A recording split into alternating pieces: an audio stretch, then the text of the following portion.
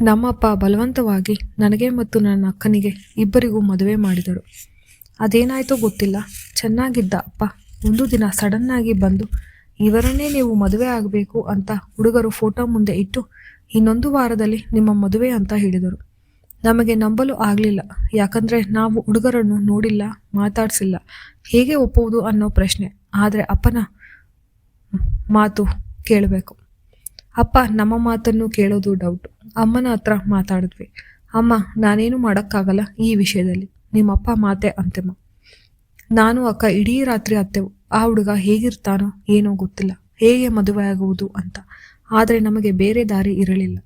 ಒಂದು ವಾರದ ನಂತರ ನಮ್ಮೆಲ್ಲರಿಗೂ ಮದುವೆ ಆಯಿತು. ಮದುವೆಯಾಗುವಾಗಲೂ ನಾವು ಹುಡುಗರ ಮುಖ ನೋಡಿತ್ತು.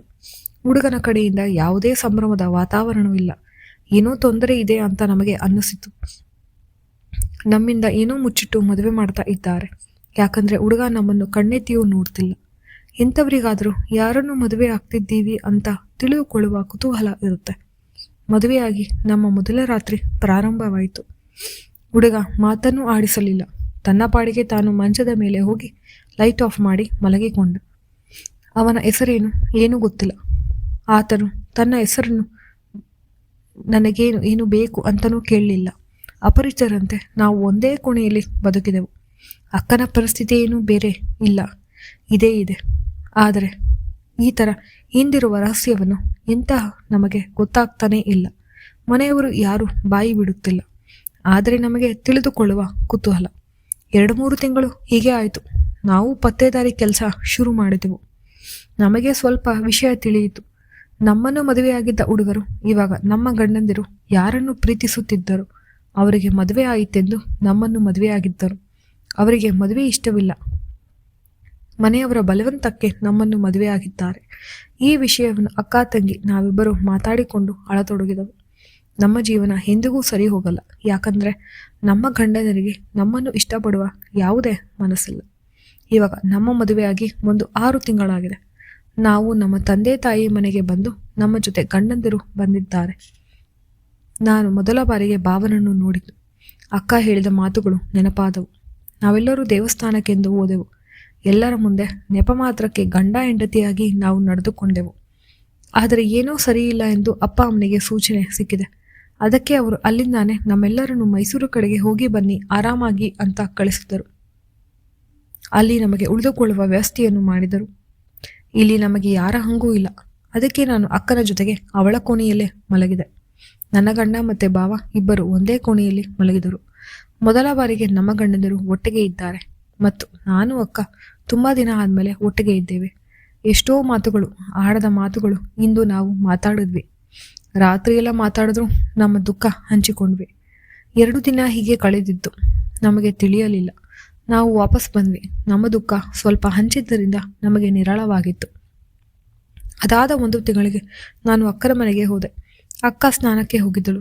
ಭಾವ ಮಾತ್ರ ಇದ್ದರು. ಭಾವ ನನ್ನನ್ನು ನೋಡಿ ಮುಗುಳ್ನಕ್ಕು ಒಳಗೆ ಕರೆದರು.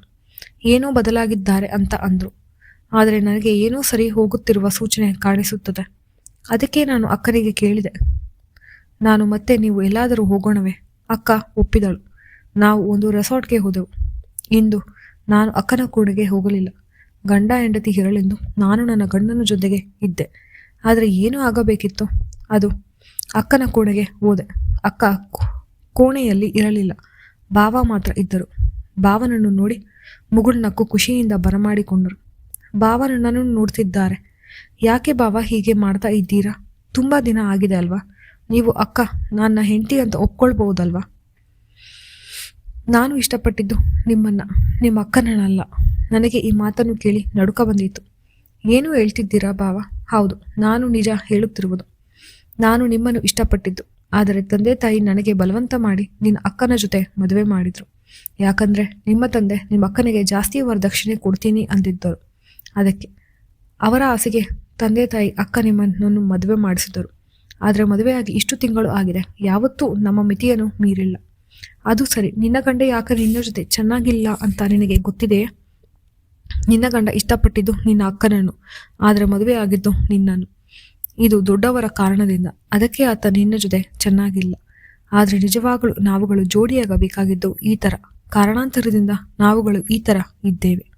ದಯವಿಟ್ಟು ನೀವು ಅಕ್ಕ ತಂಗಿ ಒಪ್ಪಿದರೆ ನಮ್ಮ ಜೀವನ ಚೆನ್ನಾಗಿರುತ್ತೆ. ಹೌದು ಬಾವ, ನೀವು ಹೇಳ್ತಾ ಇರೋದು ನಿಜ. ನಾನು ಭಾವನೆಯನ್ನು ಇಷ್ಟಪಟ್ಟೆ. ಭಾವ ಕೋಣೆಯ ಬಾಗಿಲನ್ನು ಹಾಕಿದರು. ನೋಡು, ಇಷ್ಟು ದಿನ ವನವಾಸವನ್ನು ಅನುಭವಿಸಿದ್ದೇನೆ. ಇಂದು ನನಗೆ ವನವಾಸವನ್ನು ನೀಡಬೇಡ ಭಾವ. ನಾನು ನಿಮಗಾಗಿ ನನ್ನ ಕನ್ಯತ್ವವನ್ನು ಕಾಪಾಡಿಕೊಂಡು ಬಂದೆ. ಇಂದು ನಾನು ಅದನ್ನು ಅರಿಯುತ್ತೇನೆ. ಭಾವ ಹೇಳಿದಂತೆ ಅರಿದರು. ಮೊದಲು ಸ್ವಲ್ಪ ನೋವಾಯಿತು, ಆದರೆ ನಂತರ ನೋವಾಗಲಿಲ್ಲ. ನಾನು ಅಕ್ಕನ ಬಗ್ಗೆ ಯೋಚನೆ ಮಾಡುತ್ತಿದ್ದೆ. ಅದಕ್ಕೆ ಅವರು ಹೇಳಿದರು, ಏನೂ ಯೋಚನೆ ಮಾಡಬೇಡ. ಅಕ್ಕ ನಾನೇ ಕಳಿಸಿದ್ದೇನೆ. ನಾನು ಏನು ಮಾಡ್ತಿದ್ದೇವೋ ಅವರು ಅದನ್ನೇ ಮಾಡುತ್ತಿದ್ದಾರೆ. ನಾನು ಏನೂ ಹೇಳ್ತಾ ಇದ್ದೀರಾ, ಸುಮ್ಮನೆ ಕೀಟಲೆ ಮಾಡಬೇಡಿ ಅಂತ ತಮಾಷೆ ಮಾಡಿದೆ.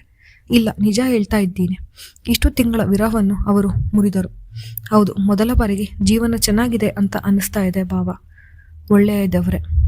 ಭಾವ ಇಂಚಿಂಚು ಬಿಡ್ತಾ ಇಲ್ಲ, ಮೈಯೆಲ್ಲ ನೋವಾಗಿದೆ ಅಂದರೂ ರಾತ್ರಿ ಎಲ್ಲ ಬಿಡಲಿಲ್ಲ. ಇನ್ನೂ ನಾವು 2 ದಿನ ಅಲ್ಲೇ ತಂಗಿದೆವು. ಯಾರೂ ಅವರ ಕೋಣೆಯಿಂದ ಆಚೆ ಬರಲಿಲ್ಲ.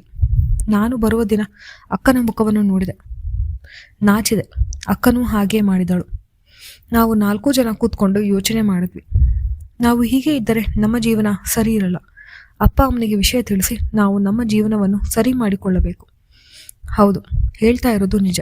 ನಾವು ಮನೆಯವರಿಗೆ ವಿಷಯ ತಿಳಿಸಿ ನಾವೆಲ್ಲರೂ ಮತ್ತೆ ಮರುಮದುವೆಯಾದವು. ಆದರೆ ಜೋಡಿಗಳು ಅದಲು ಬದಲು. ಒಂದೇ ವರ್ಷದಲ್ಲಿ ಅಕ್ಕ ತಂಗಿ ಇಬ್ಬರಿಗೂ ಮಕ್ಕಳಾಯಿತು. ನನಗೆ ಗಂಡು ಮಗು, ಅಕ್ಕನಿಗೆ ಹೆಣ್ಣು ಮಗುವಾಯಿತು. ನಾವು ಇಂದು ಖುಷಿಯಾಗಿದ್ದೇವೆ. ಈ ಕಥೆ ನಿಮಗೆ ಇಷ್ಟವಾದರೆ ದಯವಿಟ್ಟು ವಿಡಿಯೋಗೆ ಲೈಕ್ ಮಾಡಿ ಮತ್ತು ಚಾನಲನ್ನು ತಪ್ಪದೆ ಸಬ್ಸ್ಕ್ರೈಬ್ ಮಾಡಿ. ಧನ್ಯವಾದಗಳು.